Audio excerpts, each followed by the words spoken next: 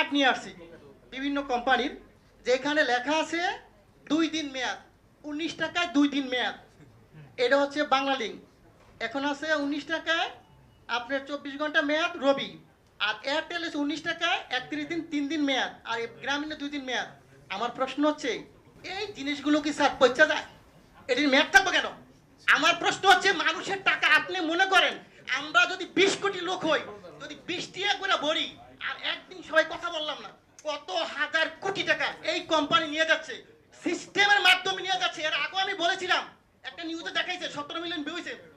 ওদিক থেকে উচিত ছিল এই সিস্টেমটাকে বাংলাদেশে বন্ধ করে দেওয়া। আমি বারবার বলেছি গরিব মানুষ ভিক্ষা করে, সে 20 টাকা ভরে। আপনি হয়তো জানেন না, আজকে বললাম সে তার মা মারা গেছে, বাপ মারা গেছে, সে কথা বললো না, তার মানে আমার টাকা চলে যাবে? ওয়াই, কেন? এই গ্রামীণ